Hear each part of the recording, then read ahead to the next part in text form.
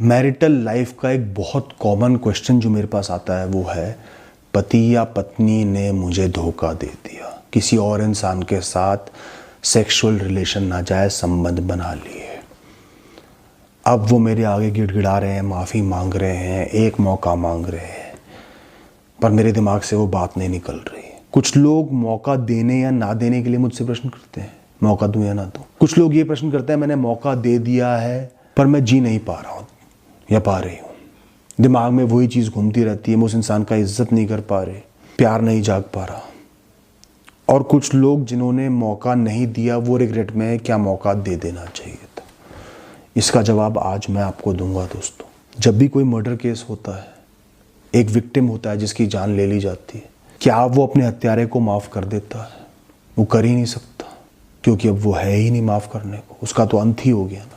ऐसे ही चीटिंग या धोखा देना या किसी और के साथ सोना मतलब शादी के रिश्ते का मर्डर है। उसी क्षण वो रिश्ता खत्म हो गया जब आप किसी के सामने जाके जीवन के सारे भेद, आत्मसम्मान, दूसरे का सम्मान, पति पत्नी का सम्मान, सामाजिक डर, अपनी वैल्यू सब भूल गए, अपने आचरण को बिल्कुल नंगा कर दिया, न्यूट कर दिया।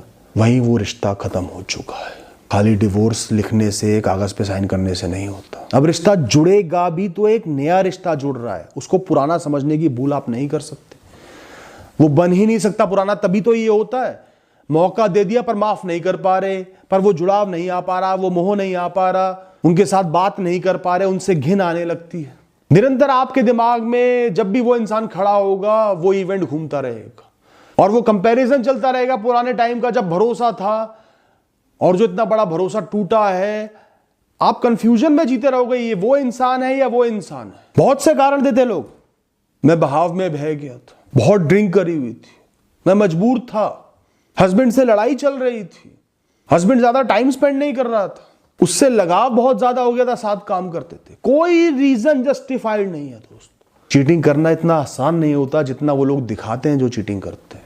आपके दिमाग में उस इंसान का ख्याल आता है जो आप पर भरोसा करके, आंख बंद करके, ब्लाइंड ट्रस्ट करके जी रहा है, जिससे जो आपसे रेगुलर इमोशनली कनेक्टेड है, जीवन पर्यंत का रिश्ता है। आपके मन में समाज का भी ख्याल आता है, पकड़ा गया तो कितनी बेइज्जती हो गई। आपके मन में अपने परिवार के जानने का, उनको पता चल गया, अपने बच्चों का 10 तरीके के ख्याल आते हैं।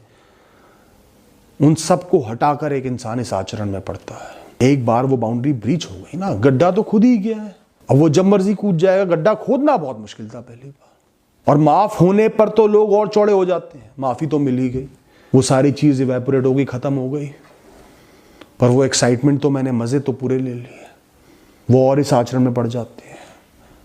और अगर गलती से आपने मजबूर होकर माफ कर दिया कि मैं इन पर डिपेंडेंट हूं, लड़का या लड़की हो, ये बच्चे पाल रही है, घर चला रही है, या ये मेरे कमाई करके दे रहा है, मजबूर होके माफ़ कर दिया ना, और उसने वो चीज़ पढ़ ली, तो मैं लिख कर दे रहा हूँ, ये उसकी आदत बन जाएगी। वो दिन दहाड़े खुलेआम आपको धोखा देगा, आगे से या देगी। और ज़्यादातर लोग जो चीटर होते हैं, चीटिंग करते हैं, क्या वो खुद आपके सामने आकर स्वीकार करते हैं कि मुझसे तब ये चीज़ हुई थी, मैं जीवन पर्यंत के लिए माफ़ी मांगता हूँ? मैं नहीं मानता कि 100 में से 90-99% लोग खुद आते होंगे। वो पकड़े जाते हैं, वो एक्सपोज होते हैं। पकड़े गए तो माफी मांगी, तो क्या माफी हुई, क्या एहसास हुआ? तो तुम एक्सपोज हो गए, फंस गए, तो तुम कह रहे हो मुझे माफ कर दो। नहीं पकड़े गए थे तो चलता रहता, उसके मन में तो गिल्ट था ही नहीं, दोबारा और सेफ गेम खेलेगा। और दोस्तों, जो लोग रह भी रहे हैं ना ऐसे इंसान के साथ जिसने चीटिंग करी है, वो खुश नहीं है। वो सिर्फ एक गिव एंड टेक रिलेशन बन गया, जहाँ कोई इंटीमेसी नहीं है, इमोशनल इंटीमेसी नहीं है, फिजिकल इंटीमेसी नहीं है। बच्चे पालने के लिए साथ रह रहे हैं, अपनी ज़रूरतों को मीट करने के लिए साथ रह रहे हैं, समाज की वजह से साथ रह रहे हैं, पर साथ होकर भी बिल्कुल अलग हैं, बेमतलब है, अपना अपना जीवन जी रहे हैं। और निरंतर आत्मग्लानि है कि मैंने उसे क्यों माफ़ कर दिया, इतना बड़ा गुनाह क्यों माफ़ कर दिया। निरंतर फ्रस्ट्रेशन का, गुस्से का भाव रहता है कि इसने मेरे साथ ऐसा क्यों किया, ये इतना नॉर्मल कैसे बन रहा है आज वो हरकत करने के बाद।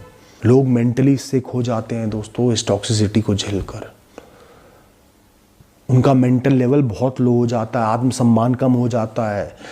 मैं तो हज़ारों लोगों से बात करता हूँ तो मुझे ये बात समझ में आई है दोस्तों, हवा में नहीं कह रहा हूँ, निरंतर ऐसे लोग मेरे पास आते हैं।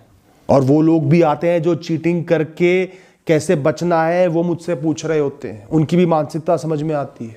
वो खुद को गुनहगार नहीं मानते। आपको मनाने के लिए मान सकते हैं, पर ज्यादातर लोग खुद को गुनहगार नहीं मानते। मैं क्या करती, मैं तो बहाव में बह गई थी। मैं क्या करती, पति से सेटिस्फाइड नहीं थी, वो मुझे समय नहीं देते थे, वो बाहर रहते थे। मैं क्या करता था, वो कलीग इतनी सुंदर थी, वो मेरे पीछे पड़ गई थी, वो मौका ऐसा था। सब अपने रीजंस देते हैं। कोई ऐसा नहीं कहता कि मुझसे जीवन का सबसे बड़ा गुनाह हुआ है, बहुत बड़ा पाप हुआ है। मैं उस इंसान को सच्चे दिल से प्यार करता हूं, बस जीवन भर उनके गुस्से के साथ भी रहना चाहता हूं। तो दोस्तों, जो चीटिंग है ना, धोखा देना, ये उन चंद चीजों में से है जिनके लिए मैं लोगों को माफी देने की सलाह नहीं दे सकता, नहीं देता, क्योंकि मुझे पता है इसका रिजल्ट नेगेटिव में ही जाने वाला है। और 100 में से एक बार नहीं गया तो मैं उस पर जज नहीं करता, मैं ज्यादातर जो हो रहा है उस पर जज कर रहा हूं। ऐसे रिश्ते को खत्म कर दो, आपकी बेहतरी, आपका जीवन बच जाएगा। आत्मसम्मान से जी पाओगे, चाहे अकेले पड़ जाओ, चाहे समाज में कोई भी बात उठे, आप आत्मसम्मान से जी पाओगे। वरना आपका आत्मसम्मान धराशायी हो जाएगा कि मैंने इसको एक्सेप्ट कैसे कर लिया इतनी गंदगी होने के बाद।